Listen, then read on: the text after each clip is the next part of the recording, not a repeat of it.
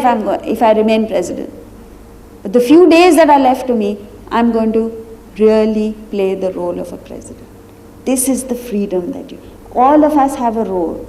All of us have some responsibility. All of us are accountable for something, whether you accept it or not. The beauty of life, the freedom that you experience is when you stop thinking of yourself, when you stop thinking of, oh, how long will I retain this position, this kursi? And you shift your attention to how best can I fulfill my obligation in this role? What a change, what a shift, what freedom you experience. So when he says, that which is night to all beings is day to a man of realization, it is true in the absolute. You don't understand it because you have no access to that state of realization. But what you certainly have access to and what you have a choice in is this.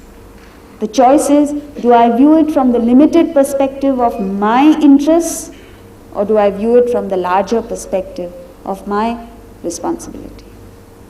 In that lies the difference. Every one of us, see, all of us belong to the educated elite.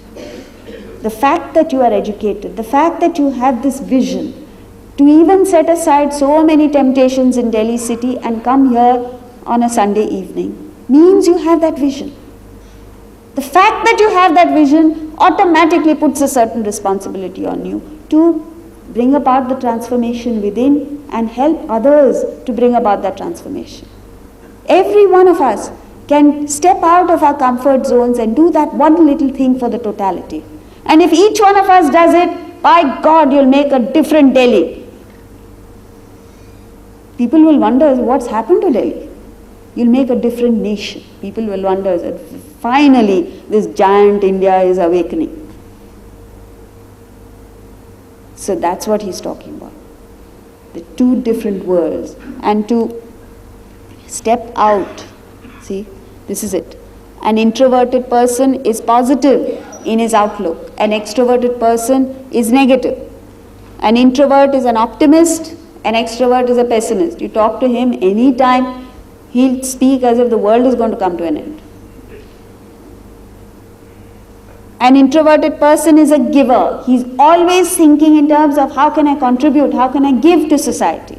An extroverted person is a taker. An introvert has access to the fourth plane of consciousness. An extrovert is stuck to the waking, dream and deep sleep states of consciousness. Now let's take a look at this simple thing. You see these 9 dots here? It's a puzzle. You're supposed to join all the 9 dots with 4 straight lines without taking out your pen from the paper. Now, look at this red line. Try as you might. As long as you draw lines within the 9 dots, you can never get a solution to that problem.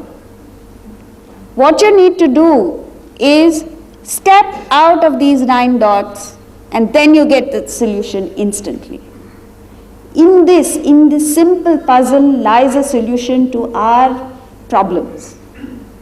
We are all stuck within the states of the waking, dream and deep sleep. We are all stuck to the body, mind and intellect. We are all revolving around just the 3 states of consciousness. You step out of this, step out of your comfort zone and visualize a 4th plane of consciousness. Instantly all your problems get resolved. Try it. Look at any problem from the perspective, you step out of it. Immediately it gets resolved. And this only a human being can do. No animal can step out of waking, dream and deep sleep states. That's what he's saying here. Verse 70. Apuryamaणam achala pratishtham samudramapa pravishanti adva tadvat kamayam pravishanti sarve sashanti magnoti na kamakami. As the ocean, which filled from all sides with waters entering it, remains still, So, one in whom all objects of desire enter attains peace, not the desirer of objects. This verse, in various portions of the Bhagavad Gita, there are verses that have been literally pulled out from an Upanishad, physically lifted from an Upanishad and placed here. And this is one such example. This verse has been taken from the Mundaka Upanishad, where he says, Yatha nadyasya andamana samudre astam gachanti namarupe vihaya tatha vidvan namarupad vimuktaha parat param purusham upaiti divyam. He says, as the rivers flowing disappear in the ocean, losing nama rupa, name and form, so the wise man, tatha vidvan nama rupad vimuktaha, liberated from nama rupa, free from nama rupa, attains the suprememost of the supreme, the effulgent Purusha. So what is he saying here? He's saying that the rivers, each river has a distinct individuality. The waters of the river have the distinct mineral composition, chemical composition, etc. Nama Rupa, they have a different name, different form. There is this mighty Ganga, and there could be a small river. There could be Krishna, the Kaveri, etc. So many rivers enter the ocean. The moment they enter the ocean, instantly they lose Nama Rupa. They lose their individuality, but they assume the totality. All of them become the ocean. Remain still. So also he compares this with the man of realization. One in whom all objects of desire enter attains peace, not the desirer of objects. Here towards the end of this portion, again he's hammering it in. He's saying, it is the desires that cause all problems in our personality. It is not the world that causes the problems. It is not the objects in the world that cause the problem. It is not wealth, the possession, or the giving up of the wealth that causes the problem. It is the desires in the mind that causes the problem. So, Vedanta says, have the world, obtain the world, accumulate enough and more, but never should you desire it. We saw the formula for happiness yesterday. Formula for happiness is number of desires actualized divided by desires harbored. Now, as we saw yesterday, if you deal with the denominator, you reduce the denominator, your happiness increases. You bring that denominator down to zero, your happiness becomes infinite. Once you reach the state of infinity, anything added to or subtracted, taken away from you, doesn't make any difference. Mathematically, you know that. Infinite plus 2 equals infinite. Infinite plus infinite equals infinite. Infinite minus 2 is also infinite. And strangely enough, infinite minus infinite is also infinite. It's not zero. That's what he's saying here. Once you reach the state of infinity, anything that happens in the world, you cannot lose your infinite status. What a beautiful statement he's making here. Now, the problem is we can't understand infinity. The human intellect does not have the capacity to conceive infinity. So, we are all blanked out here. And the only way we can understand these concepts is through examples. Many years ago, during the British time, they tried to invade Afghanistan. And there was a king there who was taken, they were arrested and held captive in Pune. Up to this point, the story is true. Beyond this, I've used poetic license.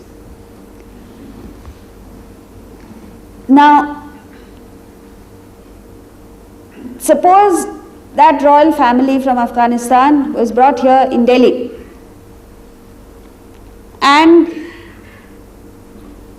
the king the queen, they had an infant, 3-month-old infant child. He was the only heir to the throne.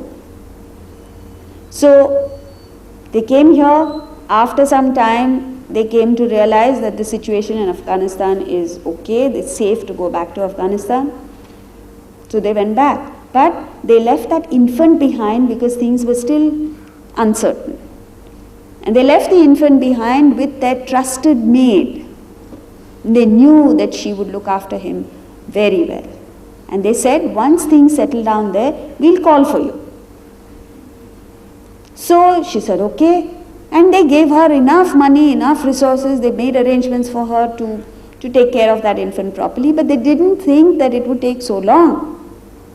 They made arrangements for her for a couple of months. They went, and what happened was there was total anarchy. There was a revolution there, and the king, queen, everybody was killed.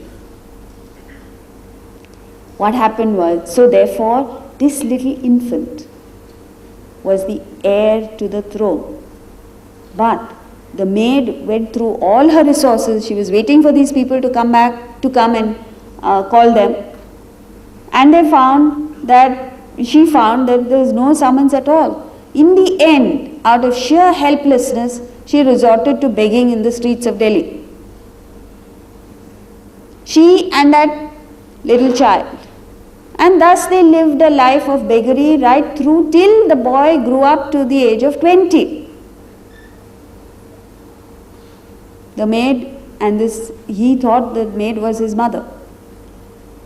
Suddenly, one fine day, after 20 years, they sent back, their trusted ministers got together and said, things are okay now, the king and queen are no more, but we must somehow get this prince back to the throne. So they came here and looked everywhere for this maid and the prince, and they couldn't find. Until one fine day they were walking along Connaught Place, and the boy, the 20-year-old boy, heard the same language that the maid spoke sometimes. They have a different language. Heard the language and went rushing to the maid and said, see, there's somebody who speaks your language here. She went there and she realized that, oh, these are the ministers who've come to claim the prince. But they told her, look, you have to be very careful. Don't tell the prince what's happening, because he didn't know he was the prince. He just thought he was a beggar on the streets. We'll just take him there, we'll put him on the throne, and then we'll tell him the whole story. So she said, okay. She came back, told him that, these are friends of mine and we have to go. They're taking us to their hometown.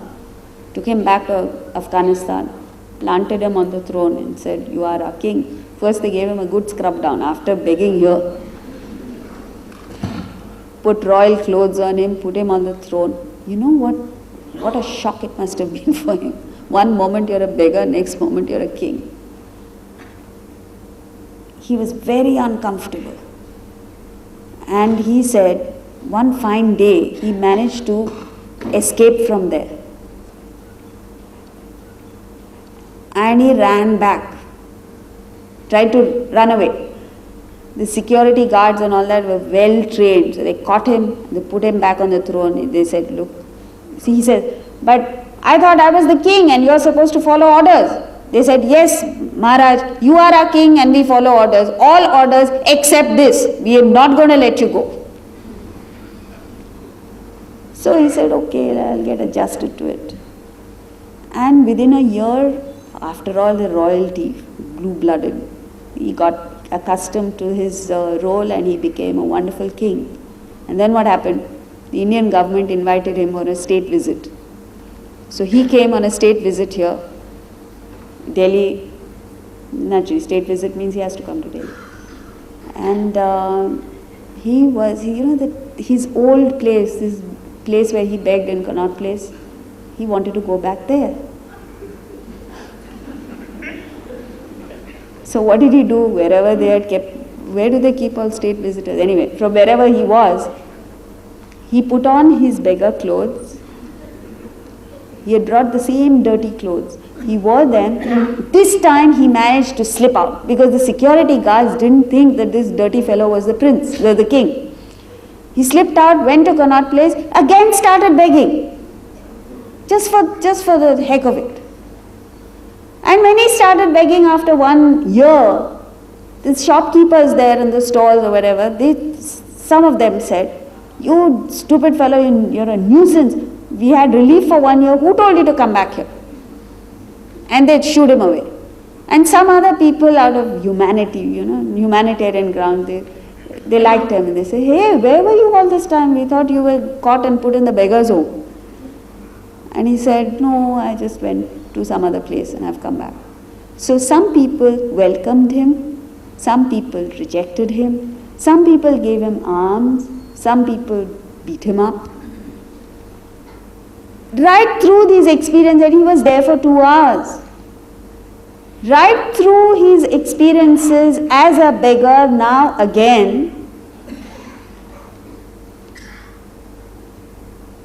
nothing made any difference to him. When people gave him alms, can you imagine the king? Somebody gives him 10 rupees, is it going to make him ecstatic? No. And somebody shoos him away, he's only amused at it. Why is he amused? Because he knows next day if a press photographer has taken his photograph and it appears that this is the king who went begging in Connaught Place, those guys, can you imagine their expression? Even the worst things that happen to him, he's only amused with it. Why? What is the difference between his 2 hours of begging now and the 20 years of begging before? What's the difference? What is he now when he's begging? He's the king. Right? What was he a year ago? Was he the beggar? Was he the beggar? No. What was he? Still king. Then what's the difference? A year ago he was the king, but he did not know that he was king. Today he is king and he knows he is king. And that makes a world of difference to his experiences. Similarly, you and I are kings. You and I are Atman. You already are infinite. You own the whole world. But you don't know it. And therefore, all of us are going begging for alms. Where are we going begging? Begging at the doors of the body, the mind and the intellect for crumbs. Even if you say, I'm aiming for Bill Gates' fortune, it is still crumbs compared to infinity. So what must you do? What must you do? Not leave the world. Just understand that you are king. Get rid of your ignorance. Understand that you're king. That's all that he's saying. For which you need to give up the concept of the individuality. Today, unfortunately, you're so fallen in love with your own self, fallen in love with your limited personality, that you've lost sight of your universal self. And that, in order to gain cognition of your universal self, you have to let go of this individuality. This is what renunciation is. You have to let go and conceive of the higher self that you are, conceive of the king that you are. This is what he's talking about. So, in verse 55, he defines the man of perfection. Here, in 70, he explains it. And in 71, he concludes it. 71. Vihaya kamanya sarvan puman sharati nispruhaha nirmamo nirahankaraha sashanti madhigacchati. That person attains peace who, having relinquished all desires, moves around without longing, without mindness, nirmamaha, and without egoism, nirahankara. So if you want to get peace, you have to do various things. Number one, relinquish all desires. And second, move around. You are not supposed to stop your contact with the world. Move around without mindness and egoism. See, desire and ego are the two things which are absolutely deadly. They prevent you from getting to your real infinite stature. Ego, desire, what is desire? Desire is nothing but a scheme that is entertained by your intellect to fulfill an unfulfillment that you feel within you. What Vedanta tells us is, see, all of us, from the time we were born right through our lives, we are haunted by this sense of incompleteness, by this sense of inadequacy. That is a fact. But what the Gita tells us is, this sense of inadequacy is imagination, it's not true. You are full, you're whole, you're completely fulfilled. But for some strange, inexplicable reason, you don't know it. You don't know that you're full. And because you don't know you're full, the ignorance of your fullness causes a void in your personality. And it is this imaginary void that is the cause of all your desires, thoughts, aspirations, cravings, etc. So what must you do? Now, having reached this stage where we are craving and hankering after things of the world, it's very difficult to get back to the understanding that no, I'm whole, I'm full, I don't need anything. Even temporarily, if you tell yourself that I don't need it, when a desire comes up in you, and you see the moment a desire comes up, until such time as you fulfill that desire, there is a sense of intense restlessness in your being. And it is this restlessness that causes stress, it is this restlessness that clogs your arteries, it is this restlessness that causes your blood sugar to go up, your blood pressure to go up, all kinds of things happen to you. All you have to do, see, if you're told, no, don't desire this, it doesn't help. Because, why? This sense of void is still there within you. And as long as the void is there, the thoughts will come, the desires will come, you will go craving after the world. So you can't tell a person who's desiring to stop desiring. All that you can do is give yourself knowledge with which you will come to understand your fullness. Once you understand you're full, automatically desires will stop. Are you able to see that? Right now, if you haven't eaten, if you haven't had a snack just before the lecture started, your stomach is empty. And when your stomach gets empty, not now, maybe a little half an hour later,